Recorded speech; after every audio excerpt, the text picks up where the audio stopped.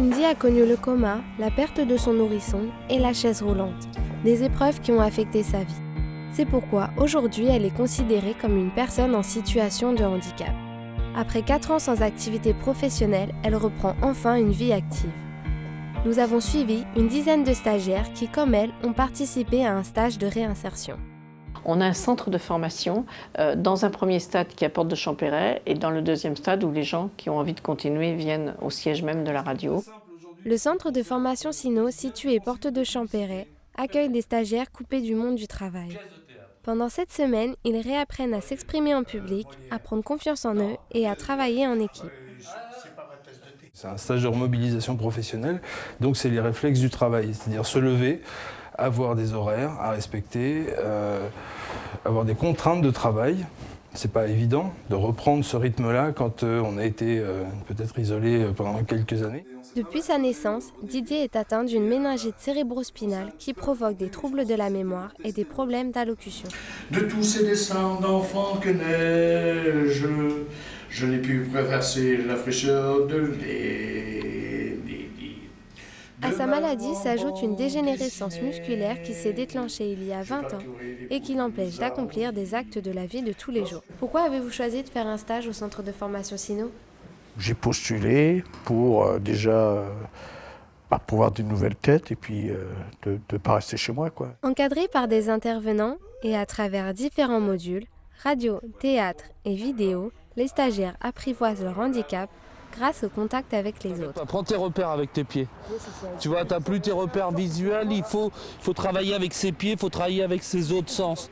C'est un gros challenge pour eux, ayant traversé ce qu'ils ont traversé, d'arriver à venir régulièrement, c'est-à-dire en réinsertion. Quels sont vos ressentis par rapport au stage ? Je me suis aperçu que j'avais des difficultés à me lever le matin. Parce qu'il y a une cassure. Voilà, je suis resté tellement d'années sans activité, ça veut dire avoir des règles de travail. Reprendre un rythme, donner son avis, parler devant un micro sont des contraintes difficiles à gérer. Ce que j'apprécie en fait ce média parce que j'admire... Il faut prendre ta feuille et la mettre devant toi parce que quand tu baisses la tête, tu n'es plus devant le micro et on t'entend mal. D'accord. Ben non, vas-y, recommence comme si de rien n'était. Guylaine, quant à elle, est bipolaire. Après des séjours répétés en hôpital psychiatrique, 13 ans d'analyse et 6 ans de traitement, rien n'a changé.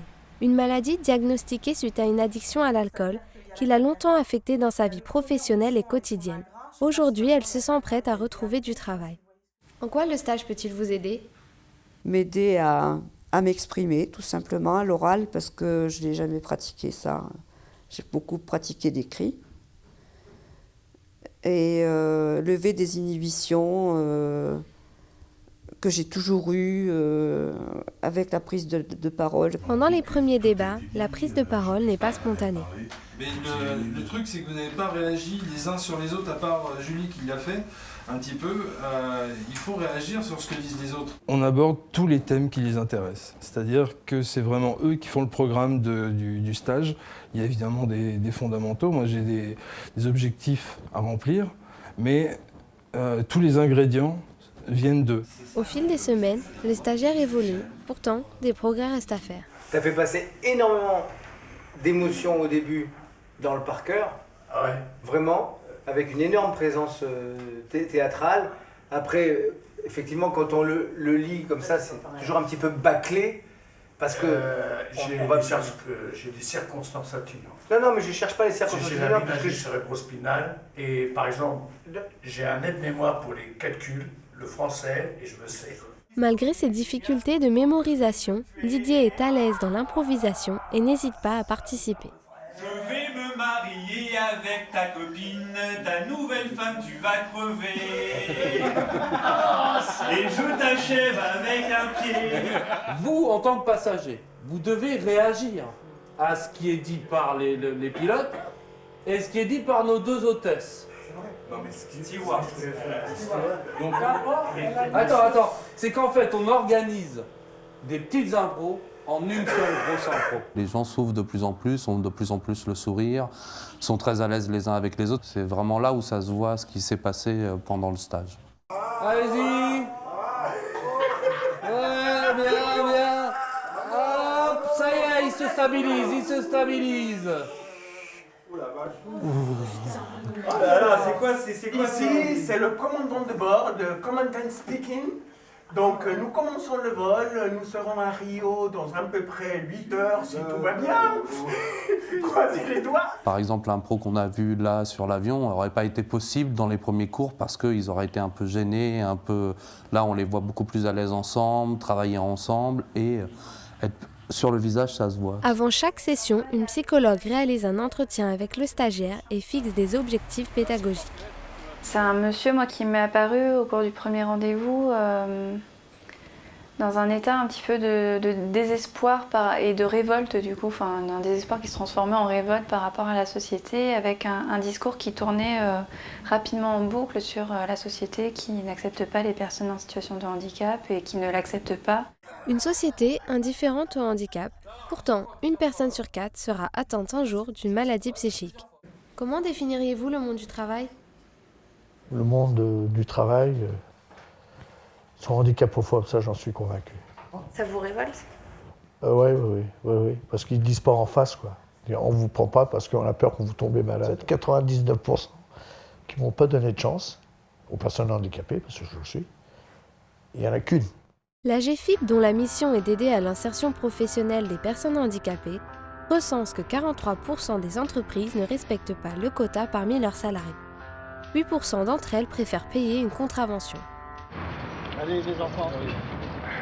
On part de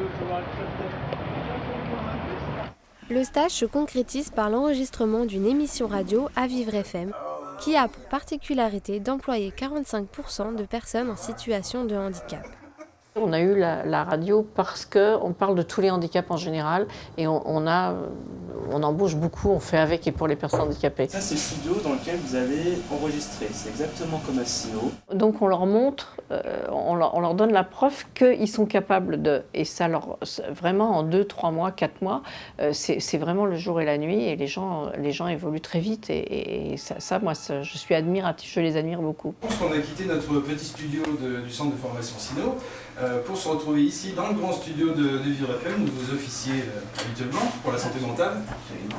Ça change un peu. Voilà, ça change un peu. Didier, il est arrivé assez brut de décoffrage comme il est. Il a cette personnalité assez affirmée et il est tout de suite dans le conflit. Et puis, il s'est ouvert. Parce qu'il a vu qu'en face de lui, il n'y avait pas de malveillance. Le stage lui a apporté ça, c'est-à-dire de communiquer autrement que par l'agressivité et la dénonciation de tout et n'importe quoi. Maintenant que le stage arrive à sa fin, est-ce que vous pouvez nous expliquer ce qu'il vous a apporté ? Ça m'a permis de rencontrer des personnes qui ont des handicaps différents, qui ont une cassure dans leur carrière professionnelle. Avez-vous repris un rythme depuis le début de ce stage ? Ce matin, j'ai eu un peu de soucis pour me lever, mais l'après-midi, ça va très bien. Donc, est-ce que je suis fait pour travailler toute une journée? La question est posée. Ce stage, si je devais le résumer, je pense que ce serait pour eux la découverte d'un média, de techniques inhabituelles pour eux, assez complexes, et la satisfaction de voir un résultat final qui les surprend et puis qui les valorise. Et oui, ce journal est terminé. Hélas, surtout notre édition spéciale. Mais nous allons vous retrouver dès demain. Et on vous dit à bientôt. Et soyez heureux, portez-vous bien. À demain. Super scénario. Au cours de notre tournage, nous avons appris que Guylaine avait choisi d'arrêter le stage. Nous avons décidé d'en savoir plus. J'ai dû arrêter le stage sur avis médical. Parce que je vivais un enfer à cause d'un syndrome de sevrage d'antidépresseurs. Mais j'ai tout de suite eu l'appétit décuplé, 6 kilos en 2 mois, problèmes de sommeil, hypomanie, des périodes de distraction où je laissais mes clés sur la porte, je loupais mes stations dans le métro, enfin... Je pouvais plus, j'étais très très perturbée. Pour moi, ça tombe pas forcément au bon moment d'essayer d'arrêter son traitement au moment où on fait ce type de démarche, au moment où il y a des changements dans la vie. Ma psychiatre a stoppé l'antidépresseur parce qu'elle suspectait un virage maniaque. Là. Et c'est vrai que j'avais un débit, je parlais, je passais du coq à l'âne, et même moi-même je me fatiguais de parler, quoi. et donc, là, oui, je perds aussi le fil de mes idées. Nous retrouvons Cindy qui nous explique les raisons de son handicap et son parcours. En 2009, j'ai été atteinte de la grippe H1N1. J'ai fait 2 mois de coma. À cette époque, j'étais enceinte. Ça a été très très dur, très compliqué. Donc j'ai accouché en fait dans le coma. Et à mon réveil, je ne marchais pas. J'ai eu une dépression sévère suite à tout ça. L'histoire de Cindy peut paraître surprenante, et pourtant 700 000 personnes sont atteintes d'un handicap psychique en France. Contrairement aux idées reçues, le handicap n'est pas la maladie en tant que telle, mais ce qui en découle. Cindy, bon alors j'ai trouvé qu'il y avait une belle évolution dans simplement quasiment 2 mois, pas tout à fait 2 mois. Comment vous vous sentez? Le stage s'est bien passé, mais j'ai beaucoup d'appréhension. J'ai un peu peur à savoir ce que je vais faire par la suite. Comment vous avez ressenti entre le début et maintenant? Et petit à petit, au fil des jours, des semaines, j'ai vraiment vu l'évolution, j'ai vraiment vu un changement. Et plus d'affirmation de mon côté, plus de confiance en moi. Avec Fred, on a vraiment envie de continuer à travailler avec vous. Je ne sais pas si je serai à la hauteur, si je vais pouvoir me réveiller tous les matins, si je vais pouvoir être à l'heure. Mais j'ai aucun doute sur le fait que vous puissiez le faire, puisque vous venez de le faire quand même pendant 2 mois. Que souhaitez-vous par la suite? Je rêve d'arriver ici le lundi en disant comment on va, ça va, ça a été ce week-end, ouais, t'as été voir le match, oui, t'étais avec tes enfants. Moi, ça fait depuis 2006 que j'ai pas entendu ces phrases-là. Ouais. Depuis la fin de notre tournage, Didier a fait des démarches pour un stage en tant que technicien dans un bureau d'études. En attendant la réponse définitive, il espère poursuivre sa formation à Vivre FM. Guylaine, quant à elle, ne souhaite pas poursuivre ses recherches de travail pour le moment. Suite au stage, elle s'est aperçue qu'elle n'était pas prête à reprendre une vie active, de peur que son handicap ne prenne le dessus. Elle espère tout de même réintégrer un jour le monde du travail.